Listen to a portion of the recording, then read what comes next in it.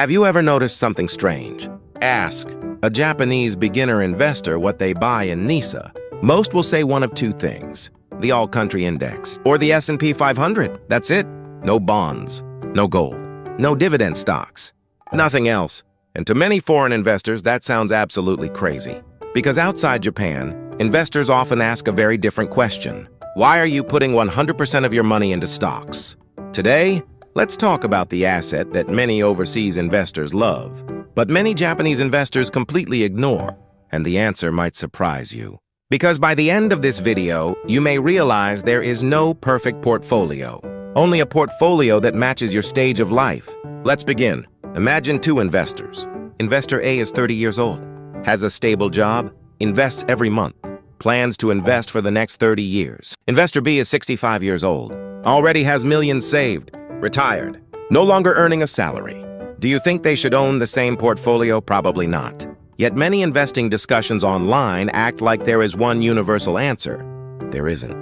Now let's look at the assets that foreign investors often wonder about. First, bonds. In Japan, bonds are often treated like the boring kid nobody talks to. But many American and European investors love them. Why? Because bonds reduce volatility. When stock markets crash, bonds often help cushion the fall. Imagine losing 50% of your portfolio during a bear market. Many investors say they're okay with that, until it actually happens. That's why bonds exist. Not to maximize returns, to help investors survive emotionally. Then there is gold. Gold has no earnings, no dividends, no innovation, no new products. Yet investors have trusted it for thousands of years. Why? Because gold is often viewed as insurance. When people lose confidence in governments, currencies, or financial systems, gold tends to attract attention. Many wealthy investors hold some gold not because they expect huge returns, but because they want protection. Then there are dividend stocks, especially Japanese dividend stocks. Many foreign investors are fascinated by them. They see stable businesses paying cash year after year. They like receiving income without selling shares. To them, it feels psychologically comforting. So here's the big question. If bonds, gold, and dividend stocks all have benefits, why do so many Japanese investors ignore them? The answer is surprisingly simple. Because many Japanese investors today are still in the accumulation phase. They're not trying to preserve wealth. They're trying to build wealth. And that changes everything. Think about it.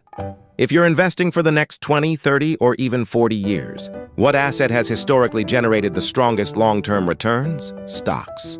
Not gold, not bonds, stocks. Because stocks represent ownership in businesses. And businesses create products, develop technology, generate profits, and grow with the economy.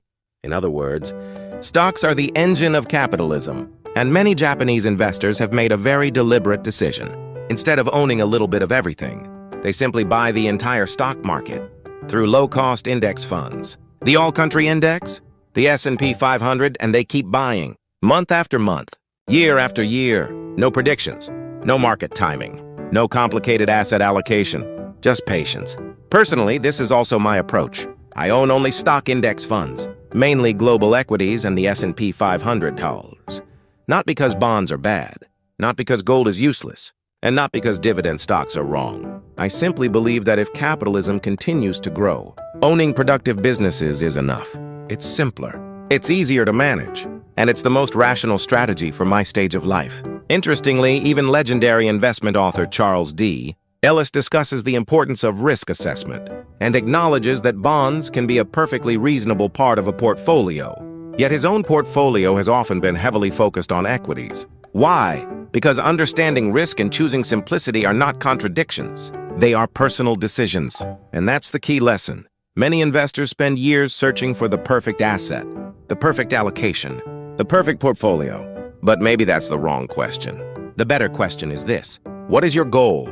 Are you trying to build wealth or protect wealth? If you're still accumulating assets and have decades ahead of you, a simple stock index strategy may be enough.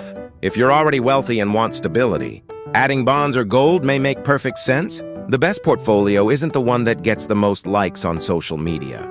It's the one you can stick with for decades. So here's today's question. If you had to invest for the next 30 years and could only choose one asset, would you choose stocks, bonds, gold, or something else? Tell me in the comments. And if you enjoy learning about Japanese, Investing, minimalism, FIRE, and long-term wealth building.